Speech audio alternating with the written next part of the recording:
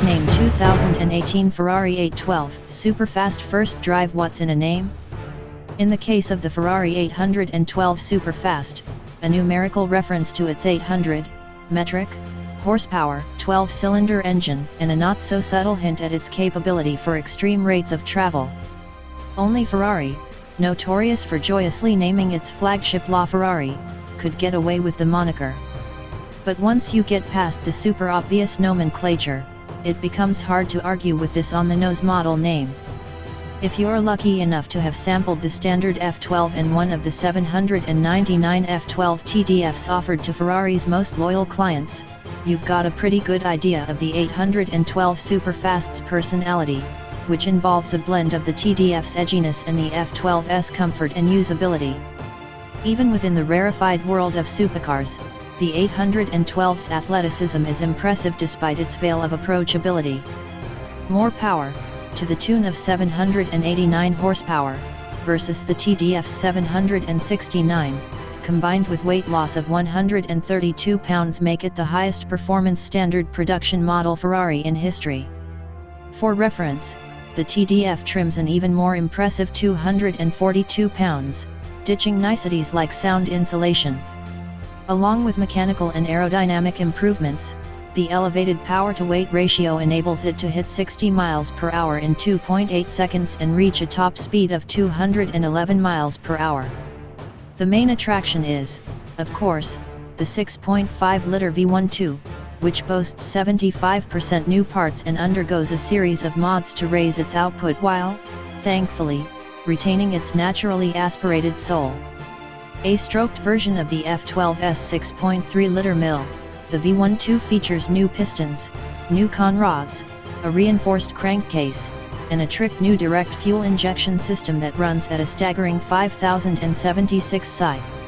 The system is capable of changing the shape of fuel droplets as they're injected into the combustion chamber, adjusting for around-town drivability or balls-to-the-wall performance.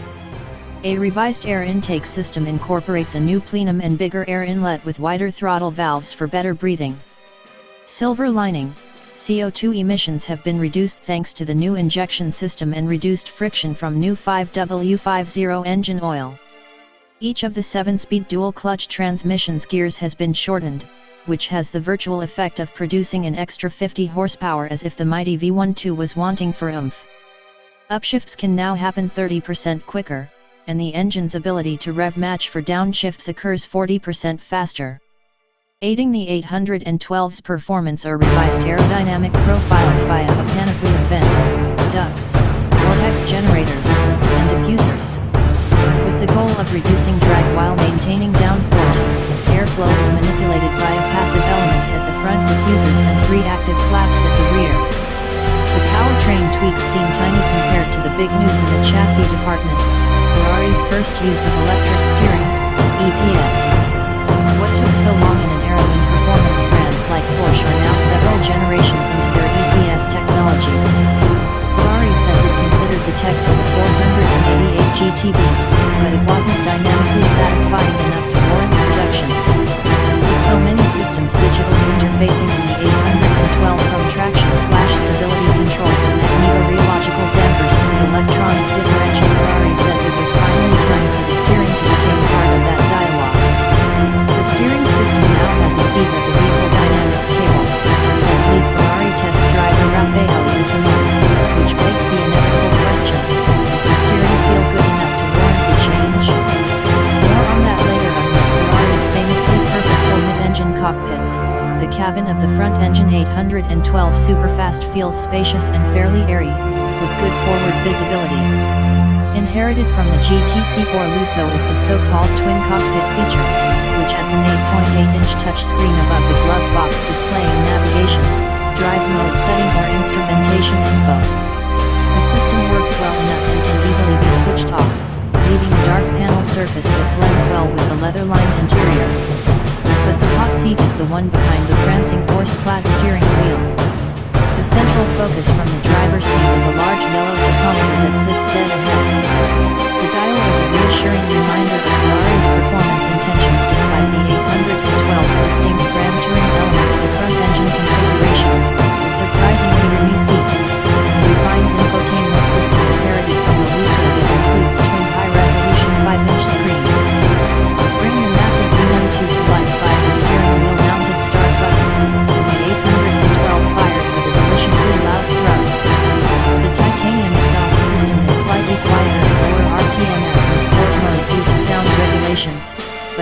setting the system opens up to the F12's more raucous volume levels. Set the Monetino to Sport, and the engine's tremendously flexible power band makes it easy to lope around town with minimal gearshifts. There's incredible pull from low RPMs thanks to the engine's Mack truck-like displacement and continuously variable intake, and with 80% of torque available from 3,500 RPM, the run to max revs at 8,900 RPM is pin you to your seat giggle-inducing. Up the ante by clicking the Monetino to race, and you'll still get enough electronic intervention to keep you from kicking the tail out. I endured one well-mannered lap at Ferrari's Fiorano test track before switching to the CT off setting, which enables tail-happy corner sliding with a safety net of stability control. This is hero mode at its finest, with so much power so easily accessed at your right foot. Flawlessly executed power slides makes you feel like a certified drift master. The task requires more daring than ever because the 812's four-wheel steering system adds stability at higher speeds. The act feels even riskier due to wider front tires that dig in more firmly, having grown from 255mm to 275mm. The rears remain at 315mm. While the 812's power feels eminently manageable thanks to the naturally aspirated engine's intuitive throttle response, it isn't until the ESC is switched off that the truly beastly nature of the car emerges. In what we'll call man-up mode, the 812's personality shows. V12 responds without the politeness of electronic intervention, easily charging the vehicle ahead and even more easily sliding the tail out. More mechanical grip requires higher corner speeds to break the Pirelli's grip loose. When that happens, quick counter-steer is in order to keep the front end in tandem with the rear. Incidentally, Ferrari engineers say that during this state of oversteer, the electronic steering system is designed to slacken the steering in one direction, just like when the tires break loose with a hydraulic setup. The real-life feeling is appropriately realistic.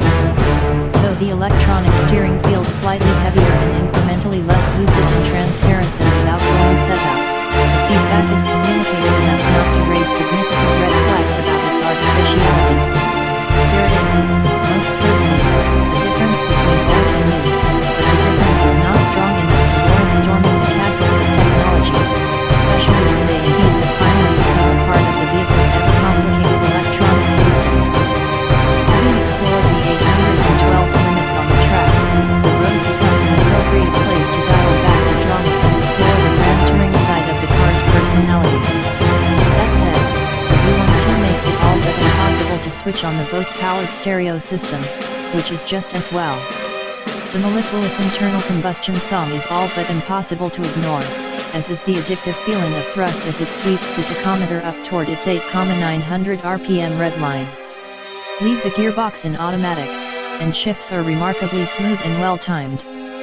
Hit a twisty road and click the Monetino to race, and the shift strategy is just as good as you'll find on Porsche's near-perfect PDK system, holding the revs in just the right range for strong-spirited driving.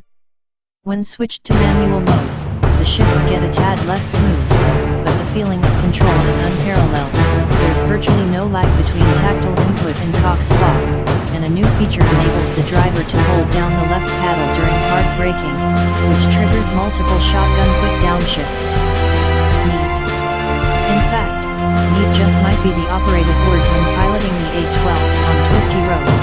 Despite its relatively lengthy 107-inch wheelbase and longish snout, the Ferrari manages to tackle switchbacks with zero drama. Ride quality is controlled and firm but never busy, and the so-called bumpy road setting offers a bit more compliance over the pothole fix. Even in the relatively restricted race mode, power is routed from the electronic differential to the road with seamless ease. No tire slip, no problem. And within the cabin, the move is modulated because harnessing the engine's immense power is far less stressful than you might expect, thanks to the intuitive feedback from the throttle, brakes, and steering.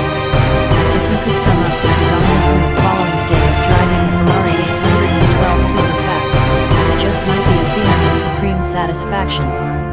With an endlessly smooth and powerful V12 under the hood, an accommodating cabin, and surprisingly agility, the 812 manages to achieve superlatives across a seemingly improbable spread of the performance/comfort scatter plot.